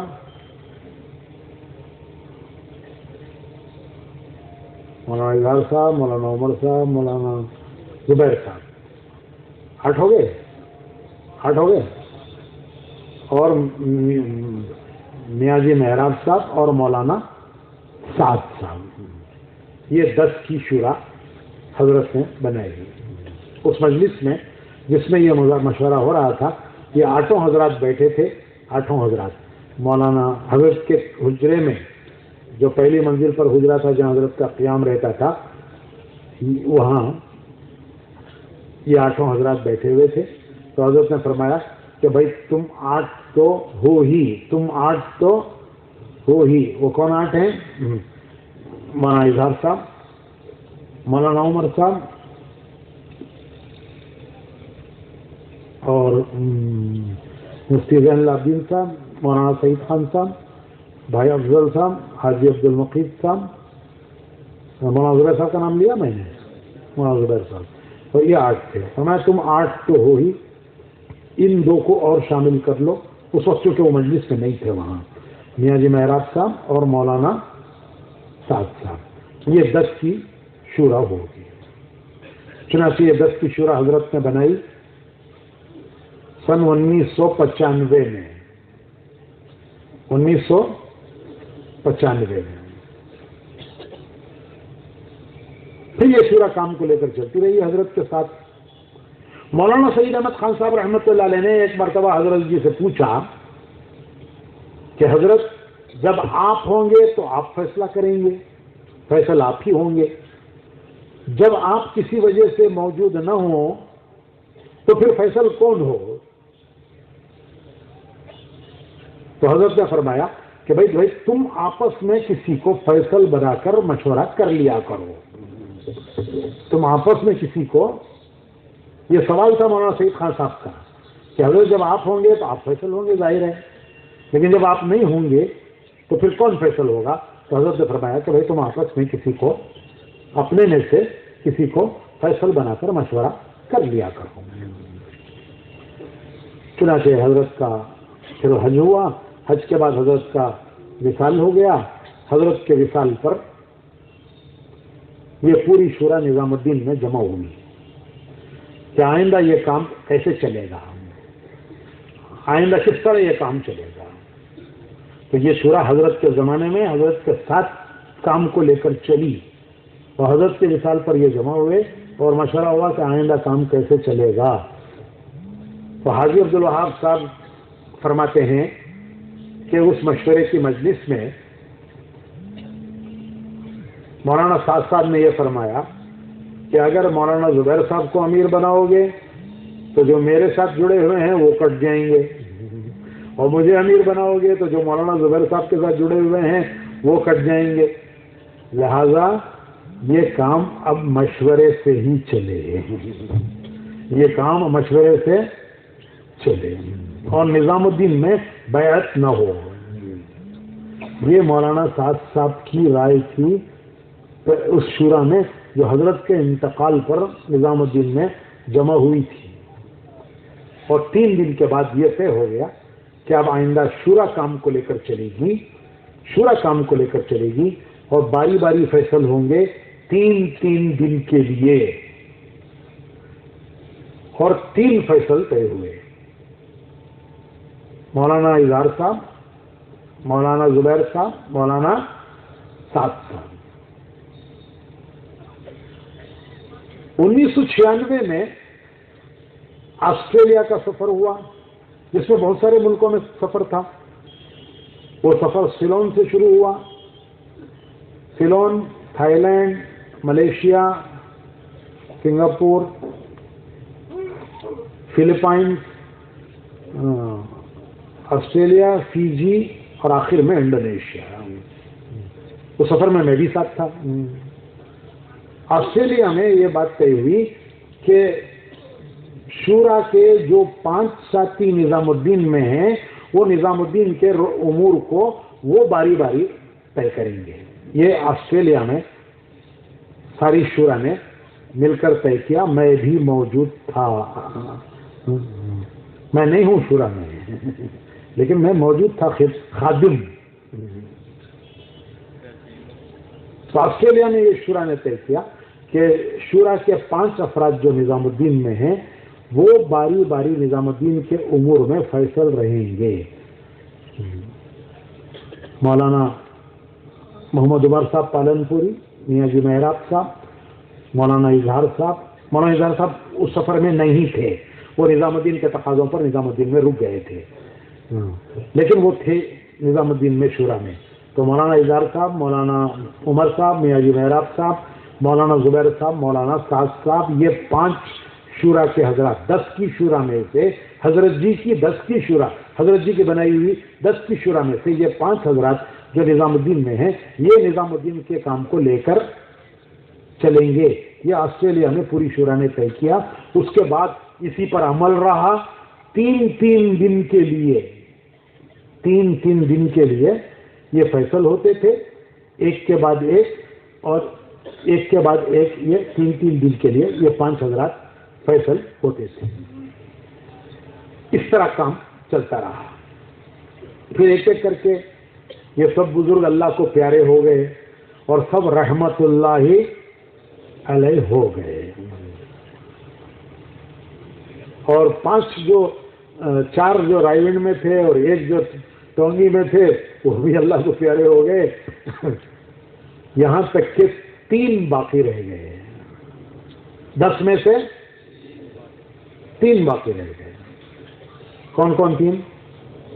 مولانا زبیر صاحب، حاجی عبد الوہاب صاحب، اور مولانا سعد صاحب۔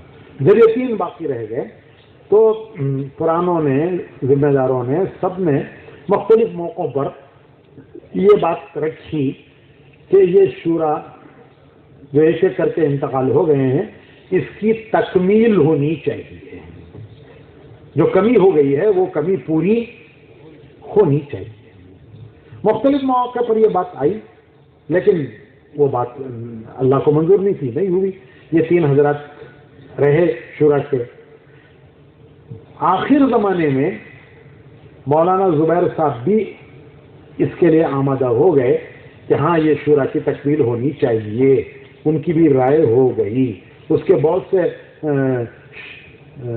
شواہد موجود ہیں، میں خود بھی ایک شاہد ہوں۔ تو آخر زمانے میں وہ تیار ہو گئے، لیکن بس وقت آ گیا اور وہ بھی دنیا سے چلے گئے۔ تو اب کون رہ گئے؟ حاجی عبدالوہاب صاحب، مولانا سعد صاحب۔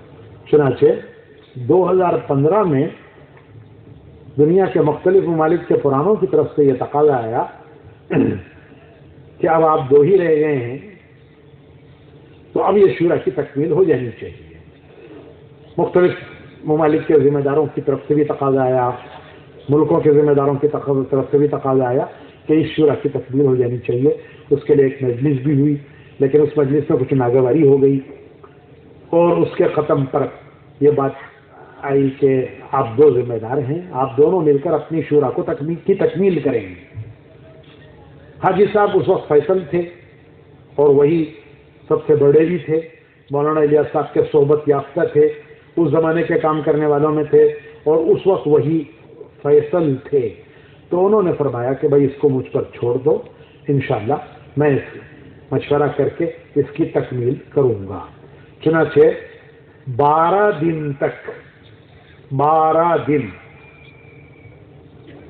دو اجتماع ہوتے ہیں نا وہاں، تو پہلے اجتماع میں ہی یہ بات ہوئی تھی، اور دوسرے اجتماع تک گویا پورے یہ 12 دن کوشش ہوتی رہی مختلف طریقوں سے کہ یہ شورا کی تکمیل ہو جائے، اور آخر میں حاجی صاحب نے 13 آدمیوں کی شورا بنائی۔ حاجی صاحب نے 13 آدمیوں کی شورا بنائی، اور شورا بنانے کے بعد اس پر ایک تحریر لکھوائی، اس تحریر پر اپنے دستخط کیے، اور ہم جو لوگ موجود تھے وہاں ان کے پاس بھیجا، وہ تحریر بھیجی کہ اگر تم اس سے متفق ہو تو اپنا دستخط کر کے اتفاق ظاہر کرو۔ چنانچہ ہم سب نے اس پر دستخط کیے اور اس سے اتفاق کیا کہ بھائی حاجی صاحب ہمارے بڑے ہیں، انہوں نے سب سے مشورہ کر کے 13 آدمیوں کی ایک شورا بنائی ہے، ہم اس سے متفق ہیں۔ یہ 2015 تک کی بات ہے۔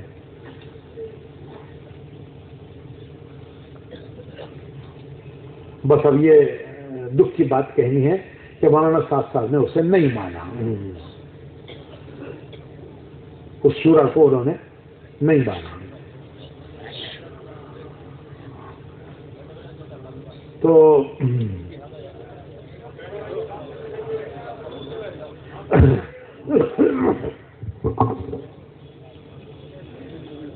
بس یہ ہے اختلاف کہ ہمارے حضرات یہ چاہتے ہیں، ارے ہمارے حضرات کیا چاہتے ہیں، مولانا الیاس صاحب چاہتے تھے، مولانا یوسف صاحب چاہتے تھے، مولانا انعام صاحب کا اس پر عمل تھا، انہوں نے باقاعدہ شورا بنائی، تو ہمارے حضرات یہ چاہتے ہیں کہ اس کام کو ایک شورا لے کر چلے، اور یہ کام ایک شورا کی ماتحتی اور نگرانی میں چلے، جیسا کہ مولانا الیاس صاحب کے خط میں واضح لکھا ہوا ہے، موجود ہے وہ خط۔ تو ہمارے حضرات یہ چاہتے ہیں کہ یہ کام ایک شورا کی ماتحتی اور نگرانی میں چلے، جیسا کہ مولانا الیاس صاحب رحمۃ اللہ علیہ نے اپنے خط میں لکھا ہے۔ مولانا یوسف صاحب کا اس پر عمل تھا، اور مولانا انعام صاحب نے باقاعدہ شورا بنائی تھی، جس کے افراد ایک ایک کر کے اللہ کو پیارے ہو گئے، اس کی تکمیل 2015 میں ہوئی۔ تو ہمارے حضرات یہ چاہتے ہیں کہ ایک کام ایک شورا لے کر چلے، کہ یہ کام ایک فرد کا نہ رہے، کیونکہ ہمارے کام کی بنیاد فرد پر نہیں ہے، میں نے شروع میں عرض کیا، یہ تو اجتماعیت پر اس کی بنیاد ہے، فرد پر اس کی بنیاد نہیں ہے۔ تو ہمارے حضرات یہ چاہتے ہیں کہ یہ کام ایک شورا لے کر چلے، اور اس کی نگرانی اور اس کی ماتحتی میں ایک کام چلے، ایک فرد پر اس کام کو نہ چھوڑا جائے، یہ ہمارے حضرات چاہتے ہیں۔ اور بھائیو، دنیا کا کوئی بھی اجتماعی کام ایک باڈی، ایک جماعت لے کر چلتی ہے۔ ایک ہوتا ہے انفرادی، آپ کا اپنا ذاتی کام، آپ کا اپنا ذاتی کام ہے، آپ اپنی مرضی سے لے کے چلیے اسے۔ آپ کا کاروبار ہے، آپ جس چیز کا چاہے کاروبار کیجیے، جہاں سے چاہے خریدیے، جہاں چاہے بیچیے، جس سے کو چاہے خریدیے، جس سے کو چاہے بیچیے، یہ آپ کا ذاتی کاروبار ہے، ذاتی کام ہے۔ تو کوئی بھی ایک انفرادی کام ہوتا ہے، ذاتی کام ہوتا ہے، تو جو جس کا کام ہوتا ہے وہ اپنی مرضی سے اسے کرتا ہے۔ لیکن دنیا میں کوئی بھی اجتماعی کام، چاہے وہ امت تعلیمی ہو، سماجی ہو، ملی ہو، قومی ہو، کوئی دنیا کا کام ایسا نہیں ہے کہ جس کو ایک جماعت لے کے نہ چلتی ہو۔ تعلیمی کام ہے، ملی کام ہے، قومی کام ہے، ایک انجمن ہے، ایک ادارہ ہے، ایک یتیم خانہ کیا کام ہے یتیم خانے میں؟ یتیم بچوں کو کھلانا پالنا، اس کی بھی ایک جماعت ہوتی ہے۔ کوئی دنیا میں انجمن ایسی نہیں ہے کہ جس کی کوئی جماعت نہ ہو. ارے یہاں تک کہ محلے کی مسجد محلے کی مسجد امام صاحب چلاتے ہیں، ایک کمیٹی ہے اس کی،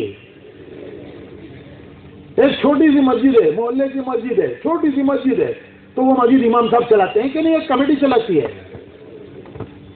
ایک کمیٹی چلاتی ہے.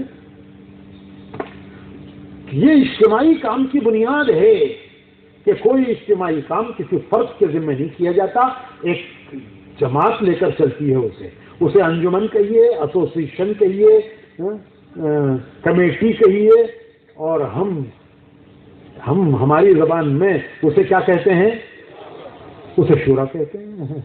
وہ اتنی سی بات ہے کہ یہ ہمارے حضرات چاہتے ہیں کہ ایک شورا لے کر چلے اور یہ کسی ایک فرض کے حوالے نہ کیا جائے.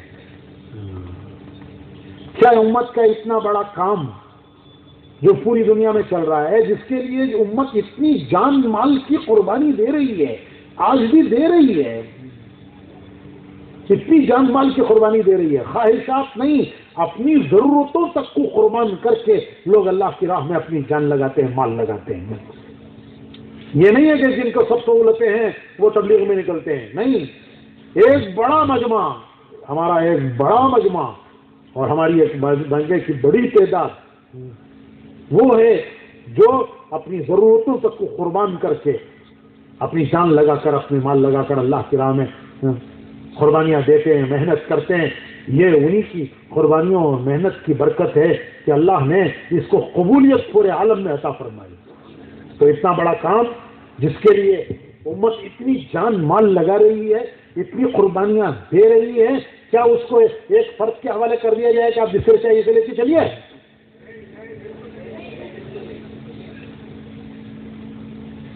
جیسے کل مولانا ابراہیم صاحب فرما رہے تھے کہ بھئی بات کو سمجھ کر کرنا ہے، سمجھ کر کریں گے، کرتے رہیں گے، بے سمجھے کریں گے تو بے سمجھے چھوڑ بھی دیں گے.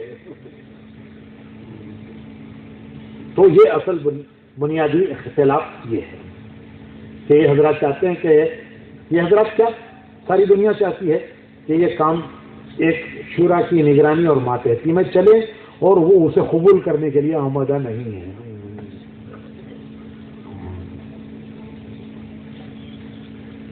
دوسری بنیادی وجہ بہت سی چیزوں میں نہج سے ہٹنا ہے، اور یہ نہج سے ہٹنا اس لیے ہے کہ کوئی شورا نہیں ہے. بھائی آدمی اپنے کو تابع شورا کے کر دے تو ظاہر ہے کہ شورا سے پوچھے گا کہ بھئی یہ کرنا ہے کہ نہیں کرنا ہے. سب سے بڑی بنیاد یہ ہے کہ ہم 6 نمبروں کے دائرے سے باہر نکل گئے. ہمارے بزرگوں نے ہمیں 6 نمبروں کا پابند بنایا تھا کہ کام کرنے والے 6 نمبروں کے دائرے میں پابند رہیں. جب ہمارا پہلا چلہ لگا تو قاری بدر الدین صاحب رحمت اللہ علیہ ہمارے امیر تھے. قاری بدر الدین صاحب رحمت اللہ علیہ مولانا الیاس صاحب رحمت اللہ علیہ کے زمانے کے لوگوں میں سے تھے، اور حضرت شیخ کے ہاں بھی وہ حضرت شیخ کی خدمت میں بھی بہت زمانہ رہے. قاری بدر الدین صاحب ہمارا پہلا چلہ ان کے ساتھ لگا. تو پہلے چلے میں قاری صاحب نے اچھا اس زمانے میں بیان تو آتا نہیں تھا، بیان تو آتا نہیں تھا. وہ تو تبلیغ والوں نے سب کو بیان کرنے والا بنا دیا. تو قاری صاحب جو ہے شروع میں ہم سے یہ کہتے تھے، ہم کو چند باتیں انہوں نے رٹائیں، جیسے بچے کو رٹایا جاتا ہے. تو قاری بدر الدین صاحب نے جو باتیں ہم کو رٹائیں پہلے چلے میں، اس میں یہ رٹایا کہ دیکھو یہاں سے شروع کرو، یوں شروع کرو اپنا بیان. ہمیں بیان بھی سکھایا اور یہ رٹایا کہ یہاں سے بیان شروع کرو کہ بزرگان دین نے قرآن و حدیث کی روشنی میں چند باتیں بتائی ہیں جن کا پابند ہو کر باقی پورے دین پر چلنے کی آدمی میں استعداد پیدا ہوتی ہے. یہ پہلا رٹایا ہوا جملہ ہے تبلیغ میں. اور مولانا الیاس صاحب رحمۃ اللہ علیہ کے زمانے کے بزرگ قاری بدر الدین رحمۃ اللہ علیہ نے ہمیں رٹایا تھا کہ بیان یوں شروع کرو کہ بزرگان دین نے قرآن و حدیث کی روشنی میں چند باتیں، یہ کہتے تھے چھ بھی مت کو، چھ بھی مت کو، چند باتیں کہو، کیوں کہ تمہارا مطلب چند چھ سے کچھ ہوگا، سننے والا تو یہ کہے گا کہ بھائی اسلام کے تو 5 ارکان ہیں، یہ 6 کہاں سے لے آئے؟ تو اس لیے لوگوں کو غلط فہمی میں نہ ڈالو، ایسی بات ہی نہ کرو کہ جس سے ذہن الجھے۔ تو یہ کہو کہ بزرگان دین نے قرآن حدیث کی روشنی میں چند باتیں بتلائی ہیں، ان پر چلنے سے باقی پورے دین پر چلنے کی استعداد پیدا ہوتی ہے۔ یہ پہلا جملہ ہے جو تبلیغ میں رٹا ہے، یاد کیا ہے، اور اس کے بعد ایک ایک بیان کرو، کلمے کو بیان کرو، نماز کو بیان کرو، لیکن پہلا جملہ یہ سکھایا ہم کو۔ تو ہمارے سارے بزرگ اس کے پابند رہے اور مجمع کو اس کا پابند بنایا۔ مولانا الیاس صاحب رحمۃ اللہ علیہ کے انتقال کے بعد حافظ فخر الدین صاحب رحمۃ اللہ علیہ یہ آئے مولانا یوسف صاحب، مولانا انعام صاحب دونوں کے پاس۔ یہ دونوں حضرات تھے، مولانا انعام صاحب، مولانا یوسف صاحب۔ یہ میں نے مولانا انعام صاحب سے سنا ہے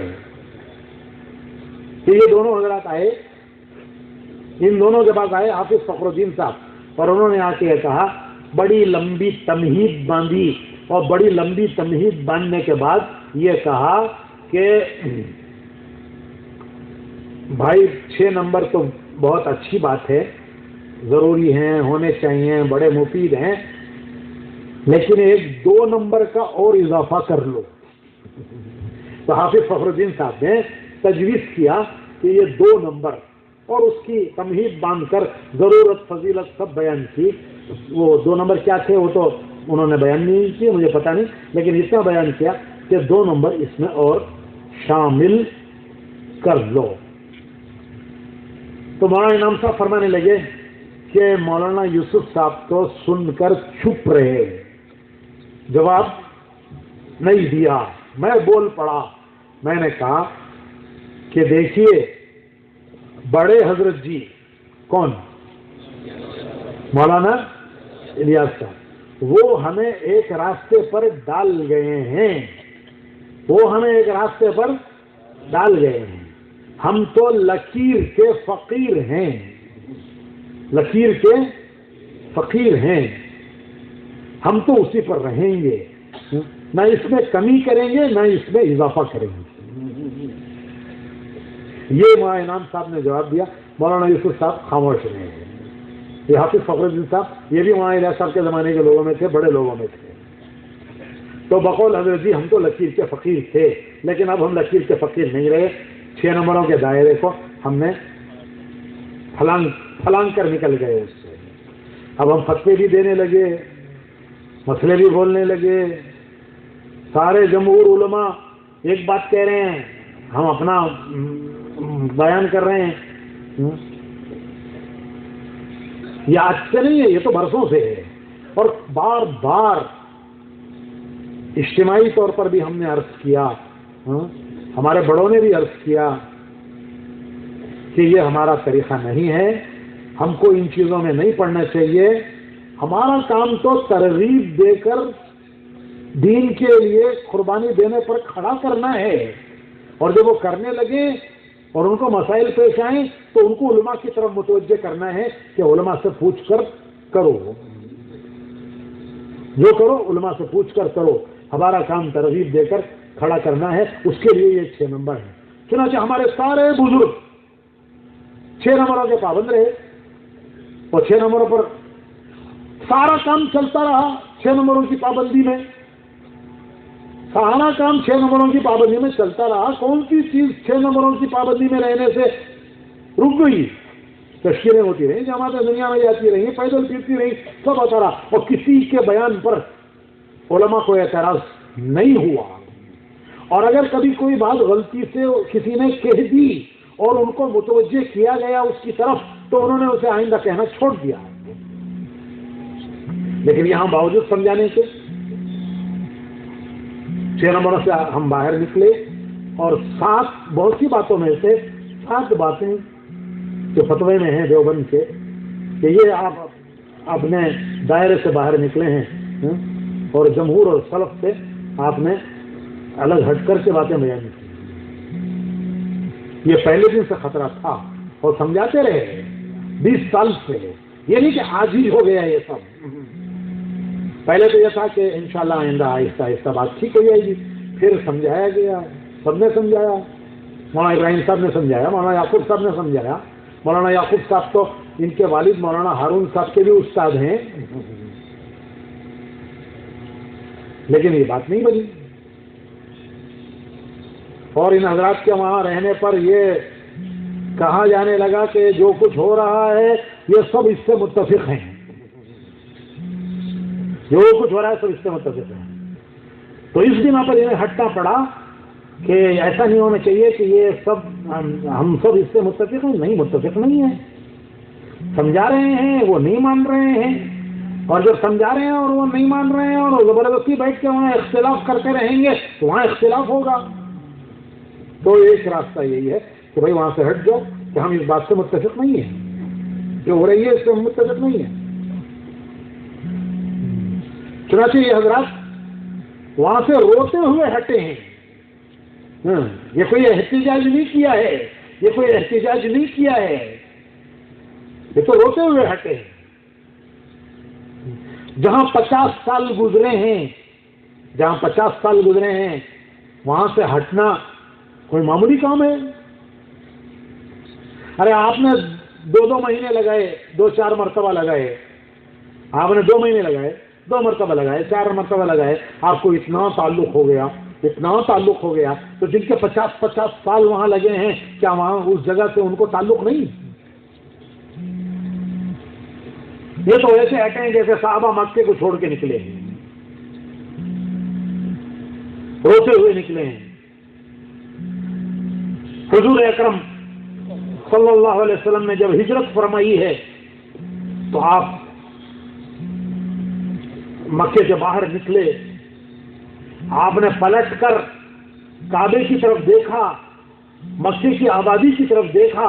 حضور نے مکہ چھوڑتے ہوئے پلٹ کر مکے کی طرف دیکھا, آبادی کی طرف دیکھا مکے کی, اور کعبے کو دیکھا اور دیکھ کے یہ فرمایا کہ اے کعبہ اور اے مکہ, میرا دل تجھے چھوڑنے کو نہیں چاہتا. حضور کی آنکھوں میں آنسو تھے, آنسو بہ رہے تھے, اور یہ فرما رہے تھے کہ اے کعبہ اے مکہ, مجھے میرا دل تجھے چھوڑنے کو نہیں چاہتا, لیکن کیا کروں, میں مجبور چھوڑ رہا ہوں, میں مجبور چھوڑ رہا ہوں. تو اس طرح انہوں نے روتے ہوئے مجبور چھوڑا ہے کہ وہاں رہ کر اتفاق کرنا یہ مداہنت ہے, ہاں میں ہاں ملانا مداہنت ہے. کوشش 20 سال سے کی ہے, اور جب کوشش کا کوئی نتیجہ نہیں نکلا اور کوشش سے بھی نا امیدی ہو گئی تو پھر اب وہ رہنے کا معنی یہ ہے کہ جو کر رہے ہیں اس کا ہمیں ہاں ملو, اور اس کام کو حوالے کر دو افراد کے کہ یہ کام ایک خاندان کا کام بن جائے, وراثت بن جائے. یہ حضرات کہتے ہیں یہ تو امت کا کام ہے, امت کا کام ہے, اسے امت کا کام رہنا ہے, اسے امت کا کام بنانا ہے. یہ اجتماعی کام امت کا کام جب بنے گا جب ایک شورا ہوگی اور اس کی پابندی کے ساتھ چلیں گے, نگرانی میں, ہدایات میں, اور اسے اسی کی وجہ ہے کہ یہ سب 6 نمبروں کے دائرے سے باہر نکل کر پتہ نہیں کیا کیا کہہ دیا ہم نے پتہ نہیں کیا کیا کہہ دیا, اور اس کو دہرانے کی ضرورت نہیں ہے, سب کو پتہ ہے. پڑھیے ان حضرات کے خطوط, انہوں نے کوئی چھپا کے نہیں کیا ہے, کوئی چھپا کے نہیں کیا ہے, جو کیا ہے اس کی وجہ بتائی ہے, کیا کیا, کیوں کیا. تو یہ مولانا یعقوب صاحب کا خط, مولانا ابراہیم صاحب کا خط, ان کو پڑھ کے دیکھیے, اچھی طرح پڑھیے, سمجھ کے پڑھیے, ایک ایک چیز پڑھ کے دیکھیے, ساری وجہ بتائیے انہوں نے کہ ہم نے کیوں چھوڑا, کیا وجہ ہوئی, ہم کیا چاہتے ہیں اور ہم کیا چاہتے ہیں. اور آخر میں لکھا ہے کہ یہ چیز حل ہو جائے تو ہم آج آنے کے لیے تیار ہیں, آج اس وقت آنے کے لیے تیار ہیں.